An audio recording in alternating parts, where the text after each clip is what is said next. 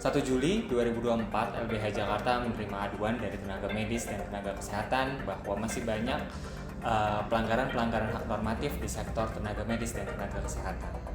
Oleh karena itu, kami LBH Jakarta berupaya untuk mengadakan FGD kepada tenaga medis dan tenaga kesehatan yang dilaksanakan pada 22 Juli dan 29 Juli. Dari dua FGD tersebut, LBH Jakarta merasa bahwa tenaga medis dan tenaga kesehatan sudah sepatutnya dianggap sebagai buruh atau pekerja. Mereka juga punya hak untuk berserikat, dan serikat adalah salah satu cara agar mereka bisa memperjuangkan hak-hak normatifnya. Oleh karena itu, LBH Jakarta mengajak rekan-rekan tenaga medis dan tenaga kesehatan untuk mulai berserikat.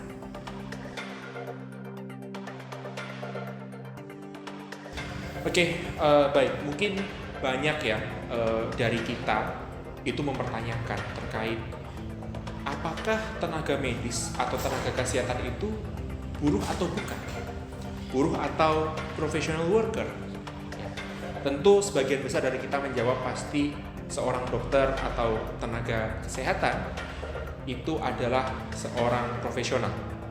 Padahal jika kita kemudian menelaah peraturan perundang-undangan, ya, contoh saja Undang-Undang Ketenagakerjaan di pasal 1 ayat 3 menyebutkan bahwasanya pekerja adalah setiap orang yang menerima upah.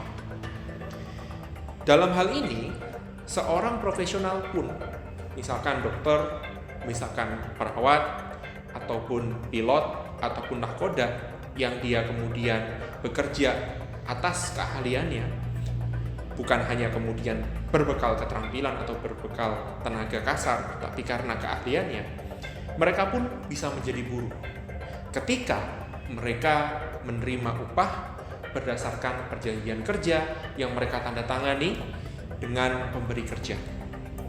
Dalam hal ini, nomenklatur buruh itu tidak harus melekat pada seorang yang hanya bekerja karena tidak memiliki keahlian, hanya kemudian bekerja sesuai dengan keterampilan, bekerja secara mohon maaf gitu ya, mungkin bekerja dengan fisik dan sebagainya.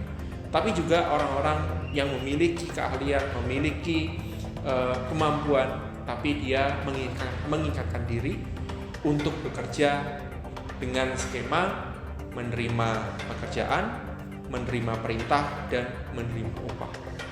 Oleh karena itu, dari jawaban singkat ini, secara logis kita bisa mendasarkan jika ada seorang dokter, seorang perawat, seorang tenaga kesehatan, misalkan farmasi, misalkan kemudian ahli keteknisan medis, bidan, dan lain-lain, mereka bekerja dengan perjanjian kerja yang mendasarkan adanya pekerjaan, perintah, dan upah, maka mereka menundukkan diri sebagai buruh atau pekerja.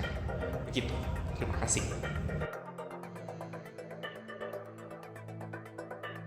Ya, jadi latar belakangnya ini kan reformasi yang telah membawa Undang-Undang Dasar 45 yang berakibat pada perubahan orientasi ekonomi politik Indonesia yang sebelumnya bersemangat kerakyatan menjadi promodal atau kapital, tidak terkecuali dalam sektor kesehatan.